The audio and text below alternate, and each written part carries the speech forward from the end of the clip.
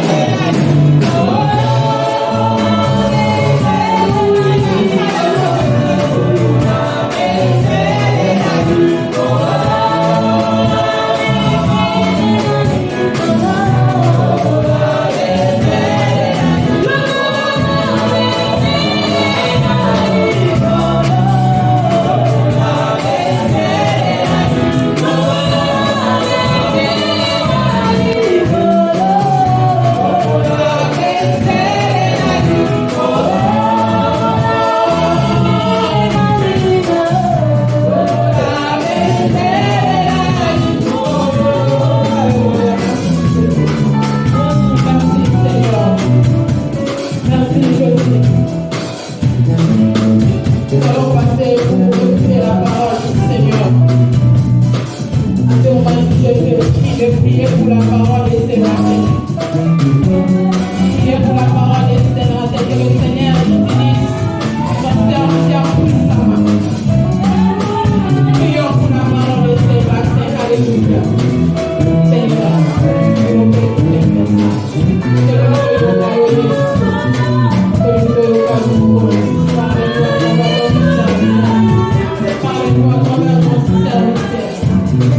Parlez-nous à travers mon serviteur, Seigneur. Alléluia, Jésus. Alléluia. Merci, Jésus. Merci, Jésus. Alléluia.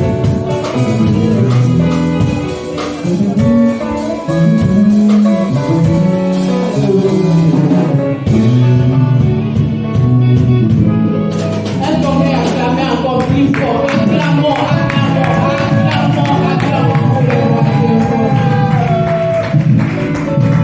Je prie le pasteur.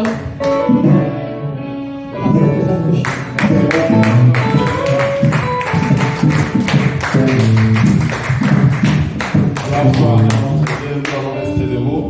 Les missions vont rester en place. Je vais chanter, tenez-nous debout, s'il vous plaît. Nous allons nous tenir debout. Je vais chanter ce cantique avec la sœur Soraya. Je sais pourquoi je le fais. Comment te dire ce que je ressens? Tes bienfaits sont trop grands. Du fond de mon âme coule la on peut chanter avec la sœur Soraya cette cantique.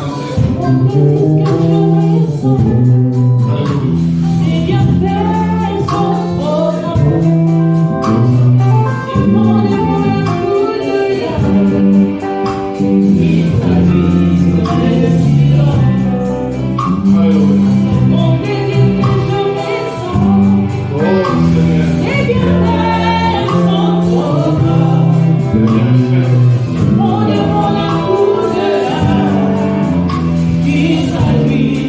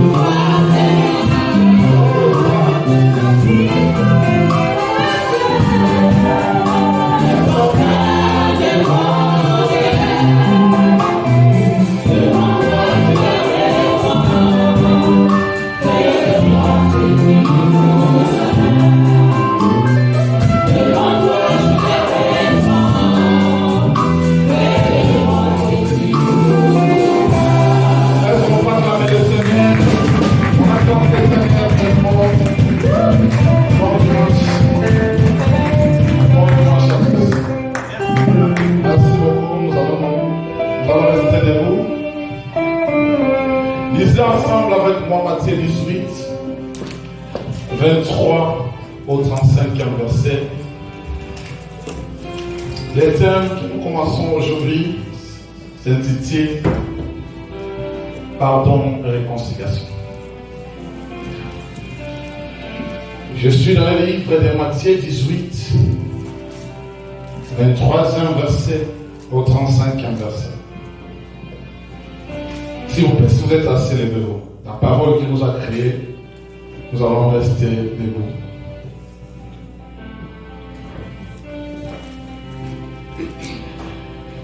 La Bible dit ceci. C'est pourquoi le royaume des cieux est semblable à un roi qui voulut faire rendre compte à ses serviteurs. Quand il s'est mis à compter, on lui amena un qui devait 10 000 talents. Comme il n'avait pas de quoi payer son maître, ordonna qu'il fît vendre, lui, sa femme, ses enfants et tout ce qu'il avait. Et quand la dette fut acquittée, le serviteur, se jetant à terre, se prosterna devant lui et dit, Seigneur, aie patience envers moi et je te payerai tout. Et mis de compassion le maître de ses serviteurs, laissa aller et lui remit la dette. Après qu'il fut sorti, ce serviteur rencontra un de ses compagnons qui lui devait 100 deniers. Il le saisit et l'étranglait en disant, paie ce que tu me dois. Son compagnon, se jetant à terre, les supplia, disant, aie patience envers moi et je te payerai. Mais l'autre ne voulait pas et il alla les jeter en prison, jusqu'à ce qu'il paye ce qu'il devait. Ses compagnons ayant vu ce qui s'était arrivé, furent profondément attristés et allèrent rencontrer à leur maître tout ce qui s'était passé. Alors le maître fit appeler ses serviteurs et lui dit, méchant serviteur, je t'avais remis en entier ta dette parce que tu m'en avais supplié. Ne devais-tu pas aussi avoir pitié de ton compagnon comme j'ai eu pitié de toi? Et son maître irrité, le livra au bourreau jusqu'à ce qu'il ait payé tout ce qu'il devait. C'est ainsi que mon Père Céleste vous traitera, si chacun de vous ne pardonne à son frère de tout son cœur. Parole du Seigneur. Merci beaucoup, veuillez vous asseoir. Bien-aimés dans le Seigneur, nous allons parler du pardon et de la réconciliation. Mais laissez-moi d'emblée définir le concept de pardon. Non, je suis allé vite en maison, désolé. Je disais ceci, qu'on ne peut pas parler du pardon, qu'on ne peut pas parler de la réconciliation sans pardon. Alléluia. On ne peut pas dire qu'on se réconcilie seulement avec quelqu'un à qui on a offensé sans demander pardon. Donc le pardon précède toujours la réconciliation. Pour que la réconciliation soit parfaite, il faut au préalable qui est pardon. On demande pardon en premier lieu et ensuite on va se réconcilier. Donc on va commencer par ce qui est pardon et puis on va parler de ce qui est réconciliation. Alléluia. Laissez-moi bien aimer définir les concepts de pardon. Le dictionnaire que j'ai consulté me dit ceci. Le pardon, c'est l'action de pardonner à un offenseur. Quelqu'un, c'est l'action de pardonner à quelqu'un qui vous a fait mal. Mais autres les disent, le pardon, c'est une puissance qui libère, ou une force qui libère. Cette parole, ce n'est pas biblique. Parce que je cherchais le verset que je n'ai pas trouvé. C'est lui qui a le verset que me donnait. Je pense plutôt que c'était une citation. Ça, c'est la définition du pardon. Mais pour qu'on parle de pardon, bien aimé, il faut qu'il y ait d'abord offense. Je ne peux pas demander pardon à Dieu sans l'avoir offensé. Je ne peux pas demander pardon à mon prochain sans l'avoir offensé. Donc pour qu'on parle de pardon, il faut qu'il y ait offense. Il faut qu'il y ait péché ou il faut qu'il y ait une action qui déplaît à l'autre. C'est en ce moment-là qu'on parlera de pardon. Mais le pardon est situé dans un niveau dans la vie des chrétiens. C'est le pardon qu'on demande vers Dieu et c'est le pardon qu'on demande à son prochain. C'est le pardon qu'on obtient de son Dieu et le pardon qu'on obtient de son prochain. Mais le pardon a des caractéristiques. La première des choses, quand il y a offense, l'homme demande pardon, ou un chrétien demande pardon à Dieu, Dieu lui pardonne. Ça, c'est la première dimension des choses. Mais la deuxième dimension, nous demandons pardon à Dieu, Dieu efface le châtiment. Ça veut dire que ce qui devait vous condamner ou ce qui devait vous arriver, Dieu efface le châtiment. Ça, ce sont les deux objectifs pour lesquels nous demandons pardon. Que ce soit à Dieu, que ce soit à son prochain. Le pardon bien-aimé est obtenu ou est demandé à Dieu. Et puis le pardon est obtenu ou demandé à son prochain. Mais pour ce dimanche, je vais d'abord commencer par le pardon vis-à-vis de Dieu. Alléluia. Et le dimanche prochain, nous allons parler du pardon vis-à-vis de son prochain. On demande pardon à Dieu parce qu'on a offensé, parce qu'on a péché. C'est pour cela qu'on demande pardon à Dieu. Parce que la Bible nous dit que le salaire du péché, c'est la mort. Alors, quand nous péchons, quand nous offensons Dieu, nous offensons des pardons, nous devons demander pardon à Dieu pour obtenir sa miséricorde vis-à-vis de ce que nous avons fait du mal ou de notre péché, en fait qu'il nous pardonne, en fait qu'il nous épargne de la mort. Parce que le salaire du péché, c'est la mort. Nous ne voulons pas mourir à cause des péchés. Mais maintenant, tout chrétien sur cette terre des hommes bien-aimés, nous péchons. Parce que la nature humaine, elle est pécheresse. La Bible nous dit que si vous dites que vous n'avez pas péché, vous êtes un menteur. Nous péchons par nos pensées, par ce qui sort de nos bouches, par les actes que nous posons, par notre façon de voir les choses. Et j'ai ici un dimanche que le péché peut se situer à 3 dimensions, à 3 niveaux. On peut pécher spirituellement, on peut pécher dans l'âme, on peut pécher aussi dans le corps. Donc dans toutes ces dimensions-là, vous allez prendre compte que l'homme pêche. Celui qui dit qu'il n'a pas péché, c'est un menteur, c'est la Bible qui dit. Donc, d'une manière ou d'une autre, nous offensons Dieu par notre façon de faire des choses, par notre façon de vivre. C'est pour cela que tout chrétien sérieux et martyr demande toujours pardon à Dieu. J'ai l'habitude, à chaque fois que je prie chez moi à la maison, même avec mes enfants, nous devons demander pardon à Dieu. Parce que quand l'homme ne demande plus pardon à Dieu, ça veut dire que l'homme se croit parfait. Or, nul n'est parfait dans ce monde sauf Christ qui est parfait. Chaque fois, l'homme doit renouveler cela. Mais il y a un problème que je vais poser. C'est la nature humaine qui est pécheresse. Cette nature-là qui nous amène vers le péché.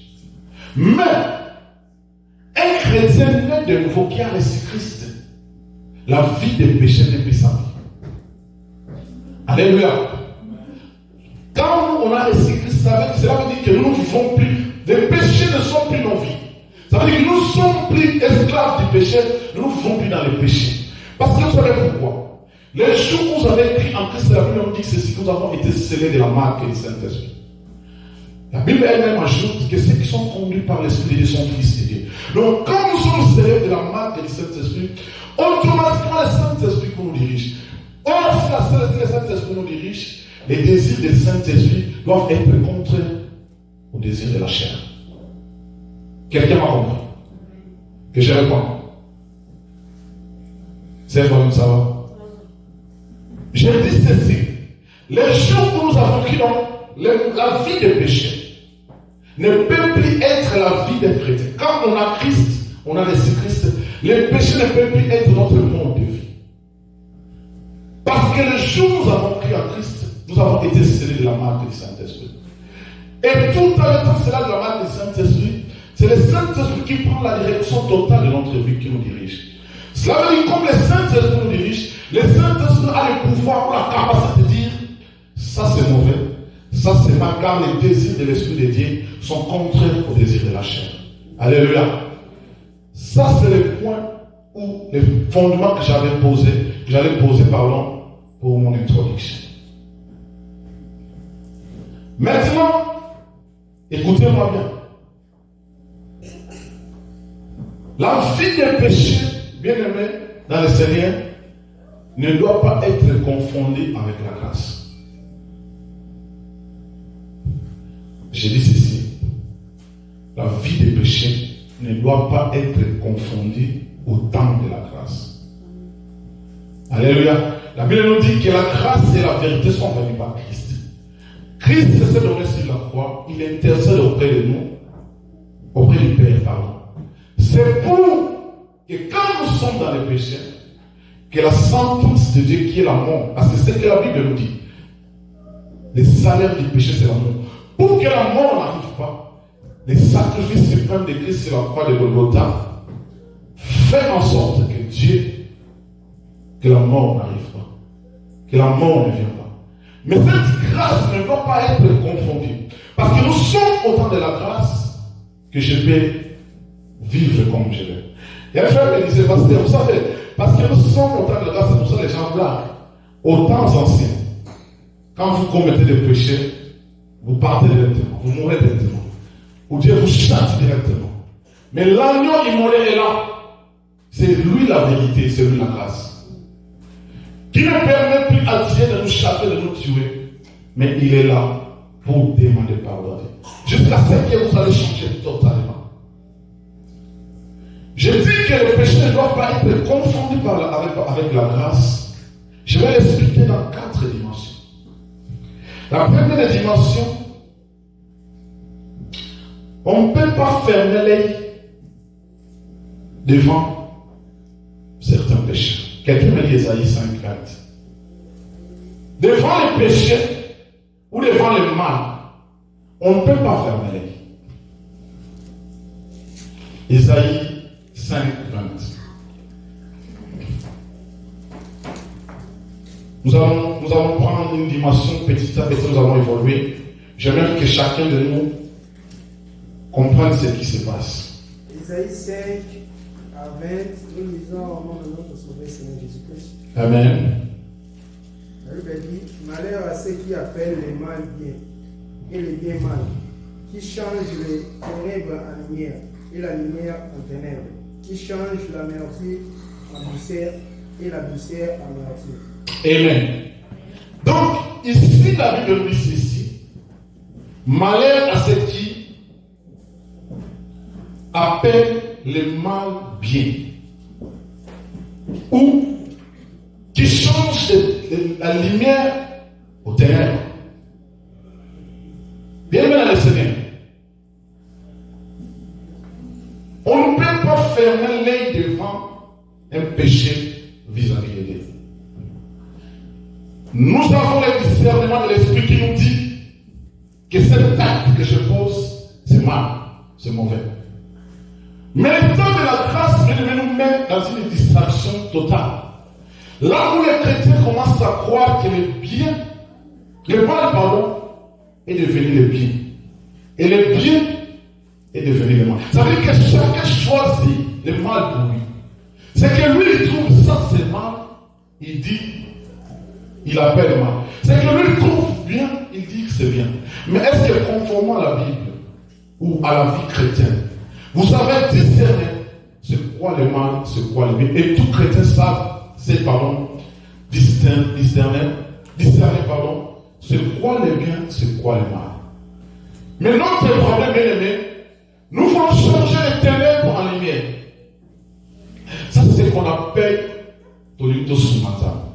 On veut aider Dieu. Dieu dit par exemple dans sa ma parole, vous ne tuerez pas. Mais l'homme vous dit que œil pour œil, dent pour dent. Mais regarde le mal, on a cela veut dire, si quelqu'un me dit, moi aussi je dois le tuer. Mais la parole du Seigneur dit que vous ne tuerez pas. Mais l'homme c'est donc cela pour changer le bien en mal. Bien aimé, dans la vie du pardon, je vais dire ça après.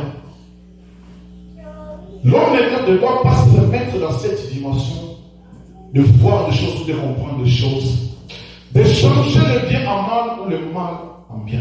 Isaïe 5, 21 dit. Ou bien de changer, appeler la lumière ténèbres, ténèbres et lumière. Ce qui est averti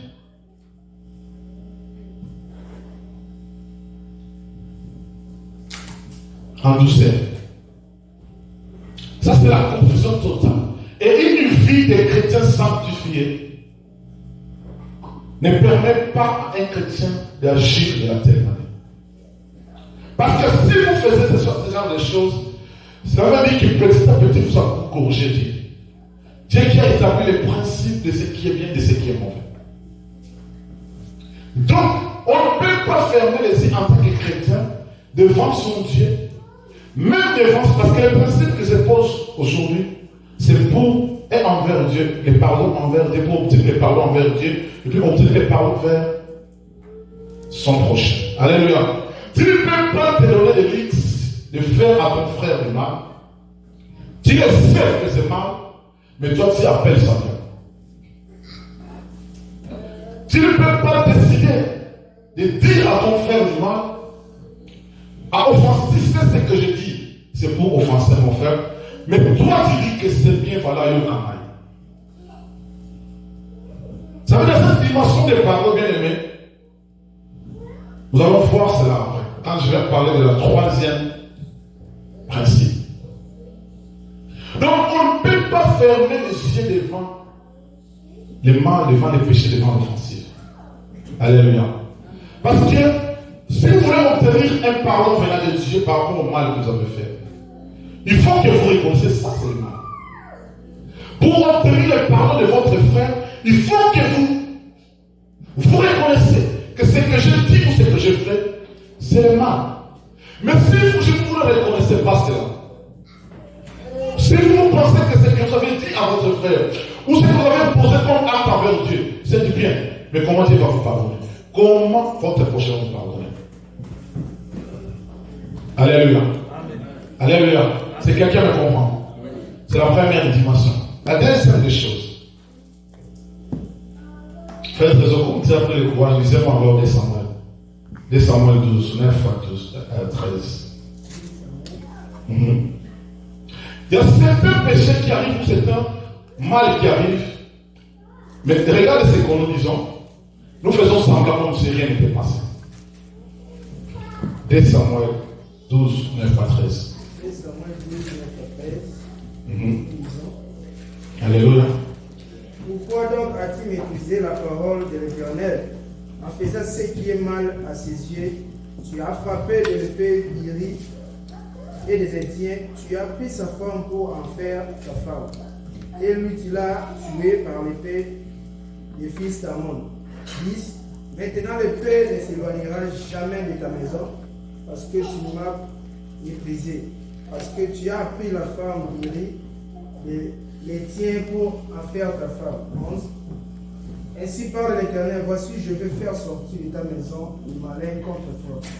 Je vais prendre sous tes yeux tes propres femmes pour les donner à un autre, qui couchera avec elle à la vue de ses soleils. 12. Car tu as agi en secret, et moi je ferai cela en présence de tout Israël et à la face du soleil. 13. 13, oui, allez-y. 13. David dit à Nathan, j'ai péché contre l'Éternel. Oh! Et Nathan dit à David, l'Éternel pardonne ton péché et tu n'auras point. Ah, merci beaucoup, frère Trésor. Écoutez-moi bien, prêtez-moi votre attention, s'il vous plaît.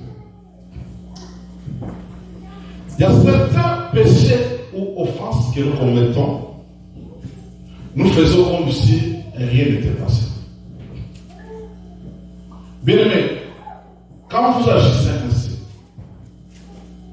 vous voulez demander pardon à Dieu, mais vous voulez demander pardon à votre prochain. C'est difficile qu'on vous pardonne.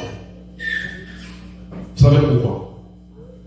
L'histoire de David, ici nous connaissons, David il prend la femme de son général. Il va coucher avec la femme de son général.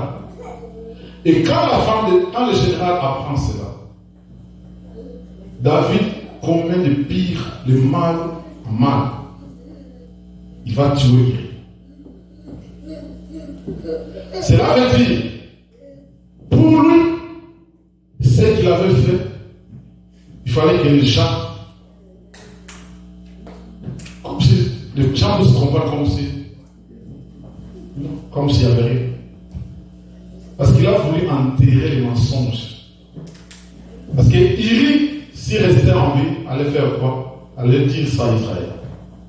Il fallait l'éliminer pour enterrer. Mais on peut faire du mal devant les gens et faire comme si rien n'était. Mais Dieu, on ne peut pas le cacher. Alléluia. Bien aimé, Dieu voit même un fourmi noir dans un trou noir. Fais comme si rien n'était, ça Dieu n'a pas approuvé cela. Dieu envoie le prophète Nathan, qui va dire à David la sentence qui l'attend. Mes frères, écoutez-moi, prêtez-moi bien votre attention.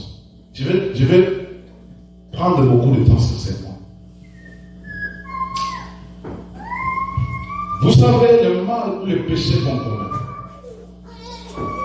Écoutez-moi ceci. Quand vous lisez le verset 13 de ce chapitre 12, il dit, l'Éternel pardonne, Nathan dit à David, l'Éternel pardonne ton péché, tu ne mourras pas.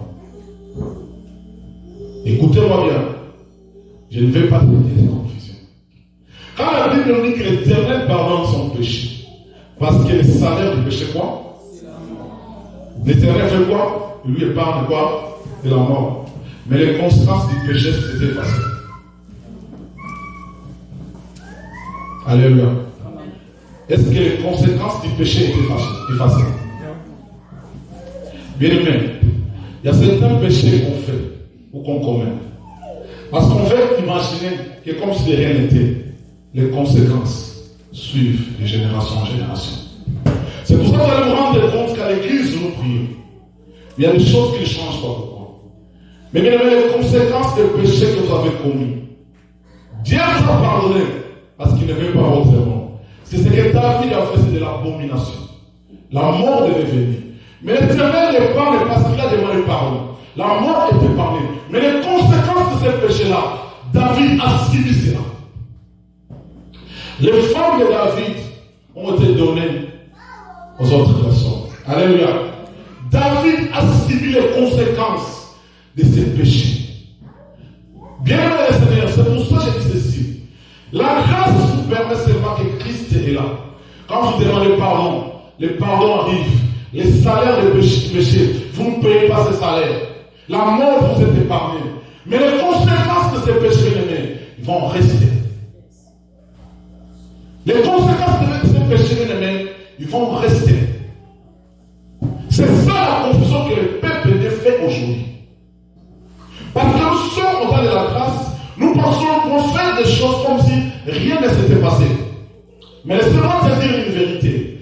David, que Dieu appelait l'homme selon mon cœur. L'homme selon le cœur de Dieu. Les péchés qu'il a commis, les amis, ont produit des conséquences dans sa vie. Pourquoi imaginez-vous que vous avez commis l'inceste avec votre cousin, votre cousine? C'était un péché. Mais quand vous vous rendez compte que c'était un mal que vous avez fait, vous demandez pardon à Dieu. Pourquoi ces conséquences ne sont pas effacées? C'est un péché, les conséquences continuent à crier. C'est pour cela, vous voyez, Christ s'est dit qu'il est venu pour délivrer les captifs. Parce que nous savons qu'à ce les conséquences de ces péchés vont continuer à crier. Alléluia. C'est pour cela le sang de Jésus est là. Le sang de Jésus s'applique pour nous délivrer des conséquences de ces péchés. Le pardon nous épargne de la mort, mais les conséquences de ces péchés agissent. Et là, bien aimé, nous devons être conséquents dans la prière, notre façon de faire les choses pour que les choses changent. Pourquoi quand quelqu'un commet l'adultère, on vous dit qu'il pêche, et dans la chair, dans le péché, et dans l'esprit. C'est quand quelqu'un commet l'adultère, il ne pêche pas seulement avec son corps, il pêche aussi dans son esprit. Et les conséquences de cela, bien aimé, parce que l'esprit a péché, vous allez les sentir dans votre corps. C'est ça les conséquences des péchés. Quelqu'un qui a pris la femme de votre bien-aimé, la Bible dit que les vies conjugales est sacrée. Mais les conséquences, vous devez les subir, bien aimé. Vous avez subi, David a subi les conséquences qu'il a pris une femme d'autre. Et il ne s'est pas arrêté là-bas, il a tué quelqu'un. Il a versé le sang de quelqu'un. Dieu, David devait subir les conséquences des actes qu'il avait posés. Donc, bien aimé dans le Seigneur, quand vous commettez une offensive chez votre frère, chez votre sœur, bien aimé, acceptez de subir les conséquences des actes que vous avez posés. Imaginez-vous, je viens chez le frère Trésor.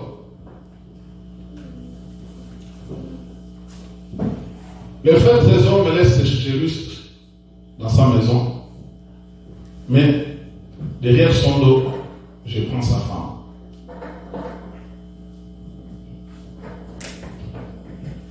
Je reviens à la maison, je me rends compte que j'ai commis un péché.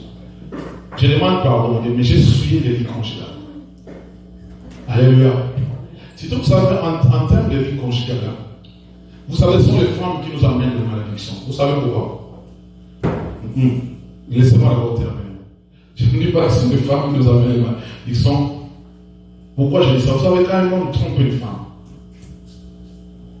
les conséquences parfois ne sont pas les mêmes. Mais quand une femme trompe un homme, parce que la femme qui garde la vie de la maison, tout sera anéanti. Et si moi je le fais, le frère Trésor va subir que les conséquences de cet acte posé chez lui à la maison. Ça, vous ne pouvez pas effacer cela. Je vais venir demander pardon au frère Trésor. Mais les conséquences de l'acte que j'ai posé, je mesure cela. Si l'homme devait arriver à cette dimension, bien aimé, nous éviterons de faire de tels mal à Dieu et à notre prochain. Parce que les conséquences, parfois, nous ne mesurons pas cela. Imaginez-vous que David dit, il dit à les enfants. Ces enfants étaient élevés avec leur père. Vous avez tué leur père. Ces enfants sont devenus aujourd'hui les chèques. Parce que vous avez commis un acte. Vous avez demandé pardon à Dieu. Mais les conséquences, ce sont les enfants qui les subissent. À cause de l'acte que vous avez posé. C'est pour cela, bien aimé, quand on veut poser un acte, il faut parfois regarder quelles sont les conséquences qui vont y arriver. Quand vous ne mesurez pas la grandeur des conséquences, bien aimé, réfléchissez des fois. Ne faites pas comme si rien n'était passé. Ne le faites pas. Parce que les conséquences, peut-être ce n'est pas vous qui allez les subir. Mais l'endroit où vous avez causé l'acte, le mal, c'est eux qui vont rester là-bas. Ils vont commencer à pleurer tous les jours. Vous savez, les sorciers qui tuent, par exemple, les responsables de la famille. Toute la famille comptait sur cette personne-là. Mais le sorcier, lui, il se sent mal à l'aise. Cette personne-là est tuée. Demain, il va demander pardon, mais regardez les conséquences que la famille va subir. Les conséquences seront énormes. Donc, bien aimé, il y a certains péchés que nous commettons. Il y a certains mal que nous faisons aux autres, bien aimés. Mesurons aussi les conséquences qui vont y arriver. Vous allez demander pardon, Dieu épargne David de la mort. Mais les conséquences, les femmes de David ont été prises par d'autres personnes. Même son propre enfant. Et David a été renversé par son propre enfant. Les conséquences de ces péchés vont suivre parfois de génération en génération.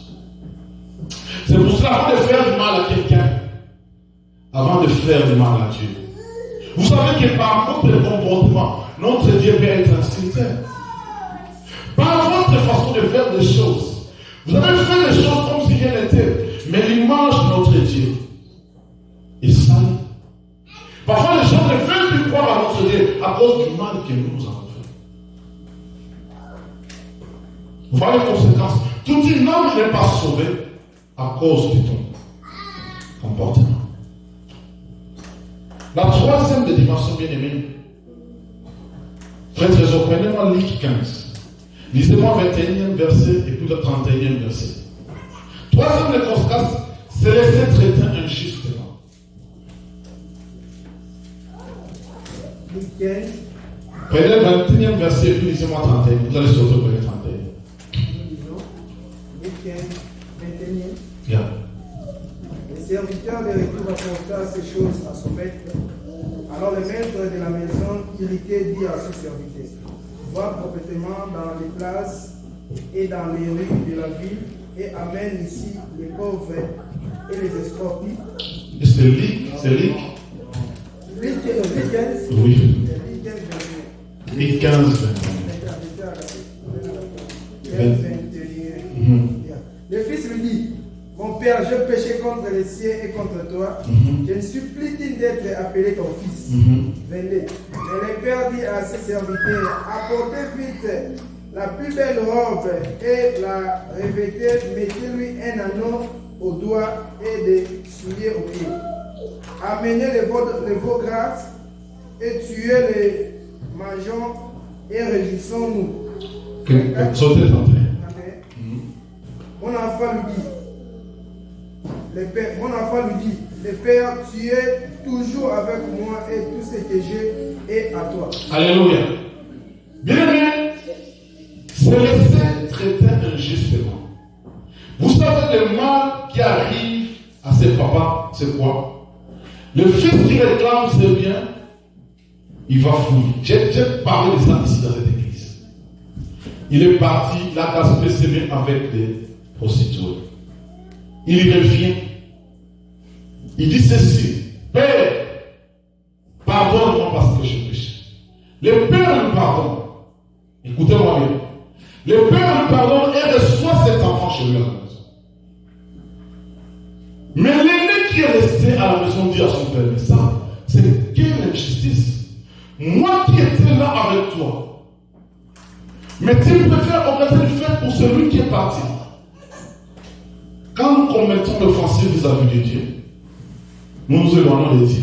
Quand nous demandons pardon, Dieu fait quoi? Dieu nous reçoit, nous ramène à la maison. Mais, il y a une chose qui se passe. C'est que la confiance est brisée. Alléluia. Quand on est fort, imaginez-vous, j'emprunte de l'argent au frère Trésor. Le frère Trésor refuse de me rembourser.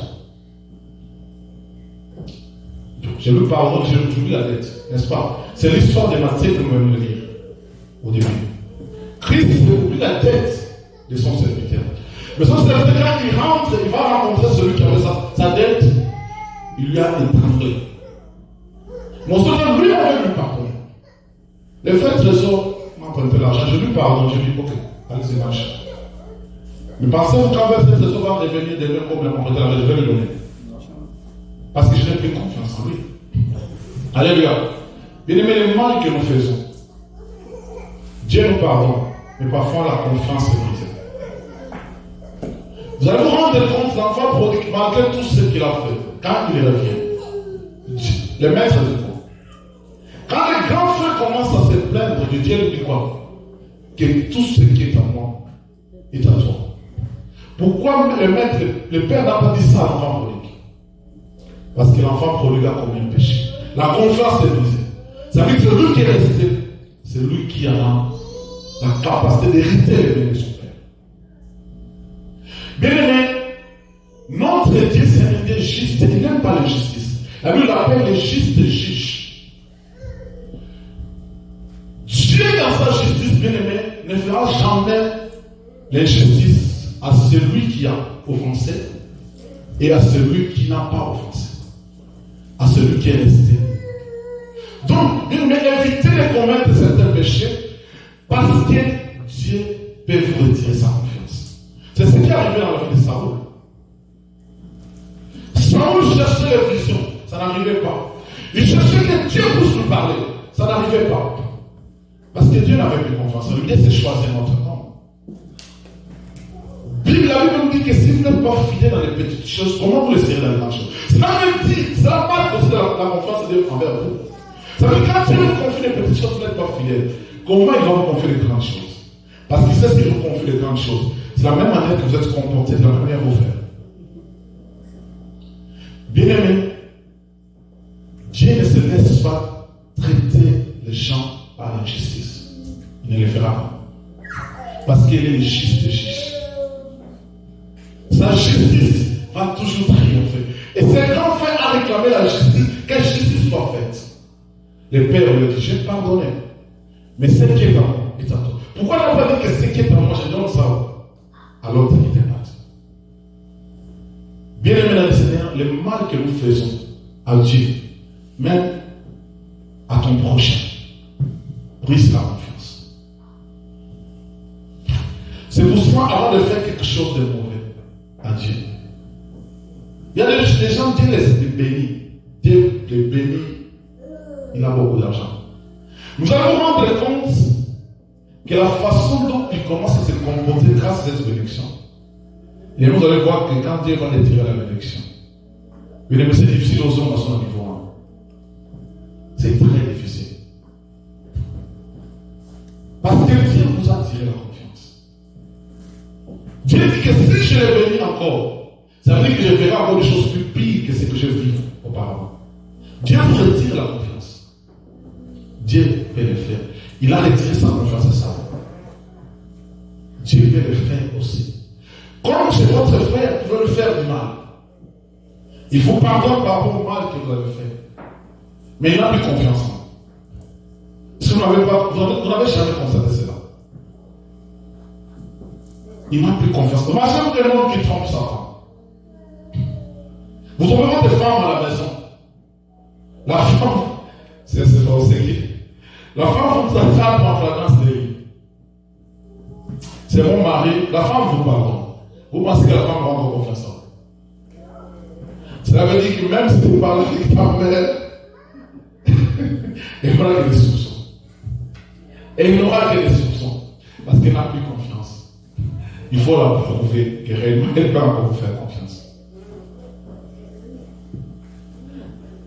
C'est la même chose quand vous trompez votre mari. En tant que tel, le mari peut vous pardonner. Même si maman, chérie, je dois aller au marché, non, je dois t'accompagner. Parce qu'il ne sait plus vous laisser partir. Parce que la confiance est brisée. Alléluia. Alléluia. Est-ce que quelqu'un est avec moi? Bien-aimé, c'est un moment d'enseignement, c'est très dur, mais nous devons enseigner. Quatrième des principes, pardonner sans raison valable. Hébreu, faites raison. C'est vous qui êtes hôte aujourd'hui. Lisez-moi Hébreu 10, 26. Pardonnez sans raison valable. C'est dire, hein, c'est fort. Hein. Ça peut arriver. Pardonnez sans raison valable. Hébreu 10, 26. Hébreu 10, 26. Yeah. Car si nous péchons volontairement, après avoir reçu la connaissance de la vie de la vérité, il n'est resté plus de sacrifice pour le péché. Amen. Il ne reste plus que les sacrifices pour le péché.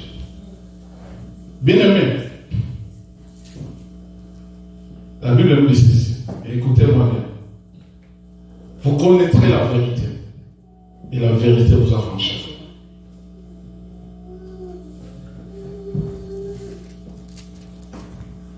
On peut vous pardonner sans raison. Vous savez qu'est-ce qui se passe?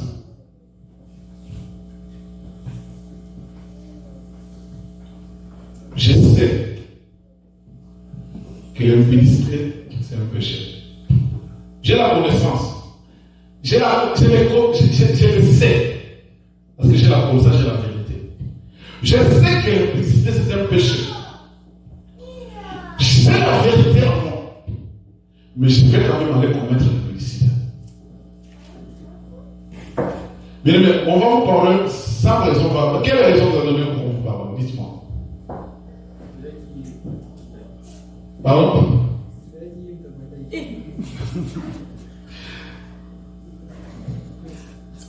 Est-ce que quelqu'un me comprend? Quelle est la raison? Vous demandez pardon pour quelle raison? Dites-moi. Vous le savez que voler c'est mauvais. Vous l'êtes vu pareil, vous êtes chrétien. Mais vous allez quand même voler. Bon, on va vous parler par rapport à quelle raison.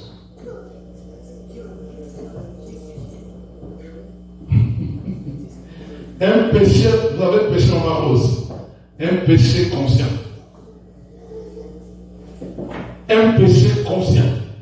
C'est ce qu'on appelle le péché conscient. Vous êtes conscient que ça c'est un péché, mais vous le faites quand même. Après, je vais demander pardon à Dieu.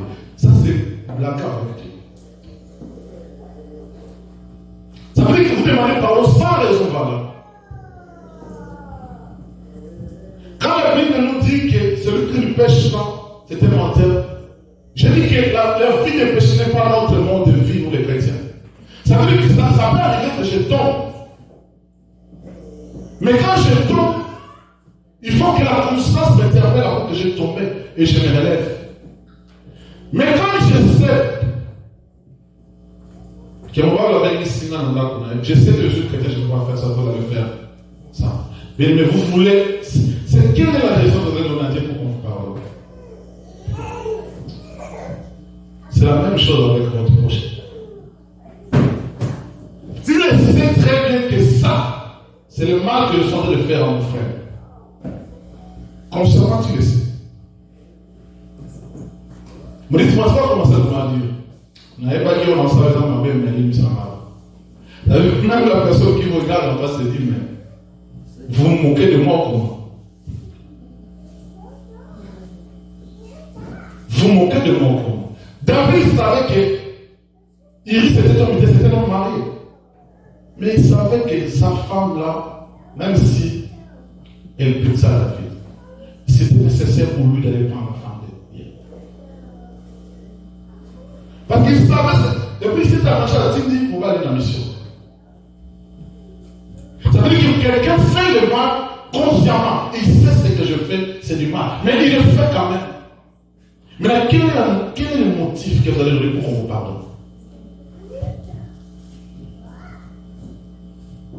Bien aimé,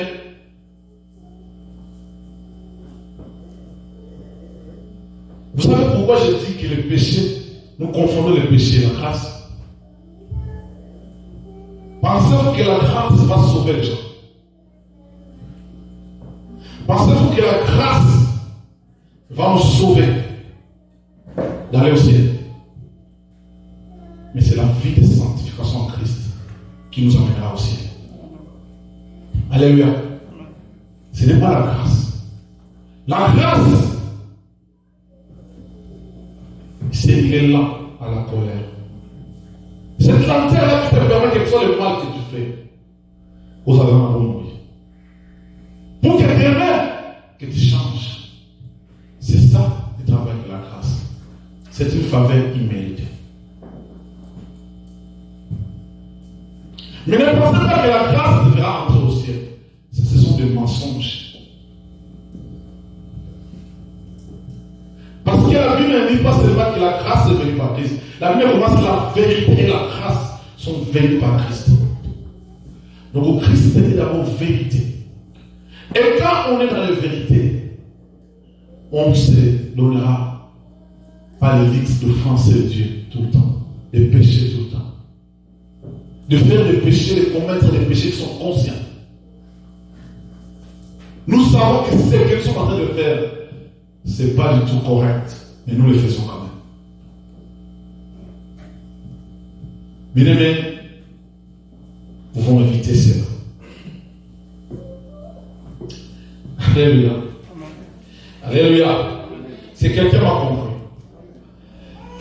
compris. Merci.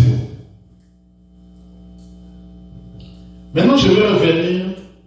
Le principe que j'ai posé, j'ai dit qu'on parle de pardon vis-à-vis de Dieu, vis-à-vis de son prochain. Et le principe que j'ai posé, c'est vis-à-vis de Dieu, vis-à-vis de son prochain aussi. Mais je vais conclure en donnant des principes pour demander pardon à Dieu. La première des choses, c'est quoi? La Bible dit dans 1 Jean 1, 9, si nous confessons pardon nos péchés, il est juste et fidèle pour nous les pardonner. Alléluia. Écoutez-moi bien. La Bible pose une condition. Juste ça sera très fort. Parce qu'on veut briser les masques. La Bible dit que si nous confessons nos péchés, on ne demande pas pardon à Dieu en disant Seigneur Dieu, je sais que tu es pécheur, pardonne-moi. C'est comme si quelqu'un qui disait à quelqu'un qui l'a offensé, bon, quand il ça tout ça. C'est pas comme ça qu'on demande pardon. La Bible dit que si nous confessons, Seigneur Dieu, j'ai trompé ma femme avec une autre femme. Pardonne-moi, Seigneur. C'est ça la confession. Vous savez, les catholiques ont appliqué ces principes. Quand vous allez voir un serviteur de Dieu, un prêtre, vous devez confesser. Ça veut dire que quand vous réfléchissez, vous dites pourquoi il veut savoir tout ce qui se passe. C'est la Bible qui fait la recette. C'est la Bible qui le dit. Seigneur Dieu, j'ai volé. C'est pour ça que le prêtre va poser à celui qui veut confesser. Mon fils, qu'est-ce que tu as fait? Il va dire, papa, regarde, je volé. Regarde, papa m'avait envoyé au marché. Il m'a donné 100 francs. Moi, j'ai acheté des histoires pour 70 francs. J'ai gardé des 30. C'est ce qu'on appelle confesser. Et c'est comme cela qu'on demande pardon à Dieu. On ne demande pas pardon comme Dieu était votre ami. Si la Bible nous dit que nous devons, si nous confessons, ça veut dire quoi? Cela prouve que nous demandons pardon à Dieu du fond de notre cœur. Ça veut dire que exactement nous voulons que ce péché soit réellement pardonné. C'est pour cela que nous voulons confesser. Mais si nous ne confessons pas, vous voulez qu'on vous pardonne, vous pardonnez comment? Quelqu'un qui a tué quelqu'un qui veut vous dire non, c'était une erreur, c'était pas un accident. Oh, mais vous avez quand même tué quelqu'un. Ça, c'est demander pardon. Nous devons confesser. Mais maintenant, est-ce que quand vous demandez pardon, devez-vous confesser? Si nous confessons nos péchés, il est juste et fidèle pour nous les pardonner. Ça, c'est le principe pour demander pardon à Dieu. Mais la deuxième des choses, faites raison, Proverbe 28, 13. Le contraire de cela, écoutez ce que la Bible dit. 28, 13. Proverbe 28, 13. Ceux qui cachent cette transgression ne progressent point, mais celui qui les avoue et les délaisse obtient miséricorde. Alléluia. Donc, à chaque fois que vous cachez vos transgressions devant votre Dieu, vous n'allez pas prospérer. C'est la Bible qui le dit, c'est pas moi. À chaque fois qu'on cache cette transgression vis-à-vis de Dieu, bien évidemment, on ne prospère pas. Mais c'est lui qui les avoue. C'est lui qui fait quoi? Obtient miséricorde. Parce que les parents, c'est miséricorde qu'on te porte. Alléluia. Quand je vais parler à mon frère Benchi, je lui corde ma miséricorde. La miséricorde. Je lui corde la miséricorde, excusez-moi. Mais c'est lui qui cache cette façon, vous n'allez pas prospérer l'ennemi. Parce qu'on ne peut pas venir confesser demander pardon à Dieu en cachant une partie. Imaginez-vous, vous connaissez l'histoire d'Ananias et Saphira. L'homme de Dieu les a dit, pourquoi vous avez menti au Saint-Esprit? Mais ils ont voulu faire quoi? Ils ont voulu cacher les transgressions. Mais or, s'ils avaient avoué, vous allez obtenir miséricorde. Mais parce qu'ils ont caché les transgressions, la suite c'était quoi? La mort qui a frappé. Bien aimé, la seule façon de demander pardon à Dieu, un pardon sincère qui vient des fonds de votre cœur, c'est de confesser vos péchés. Alléluia. La confession, ça veut dire qu'on cache rien de ce qu'on a commis comme mal. On dit tout. On cache rien. On ne donne pas les raisons à ces péchés. On ne donne pas les explications à ces péchés. On ne se justifie pas devant ces péchés. Mais on l'avoue comme il a été commis. On les dit comme il a été commis. On dit à Dieu, Seigneur Dieu de gloire, j'avais un moment de faiblesse. Et quand je suis tombé, j'ai trompé ma femme avec une telle femme. C'est je sais que j'ai commis l'adultère. Je viens auprès de toi. Pardonne-moi. Dieu se rend compte que cette personne-là a compris la dimension du pardon. Et qu'il a confessé. Et il regrette de l'acte posé. Quand on confesse, c'est pourquoi? Si je veux me confesser chez vous, c'est Sephora. C'est Sephora, on a la route qui coûte ensemble. On a coûté un de comment vous voyez. On a aidé un bon. Cela veut dire que je regrette de l'acte commis. Ça veut dire qu'au fond de moi, je suis en train de regretter pourquoi j'ai commis tel acte.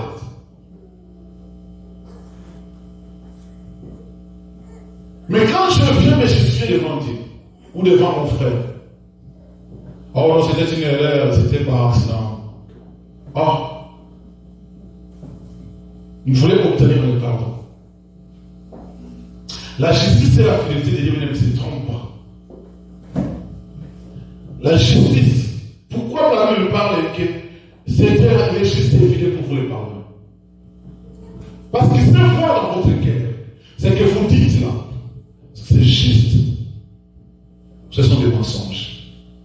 Est-ce que c'est réellement ce qui provient des fonds de votre cœur? Ou bien vous pouvez emballer cela?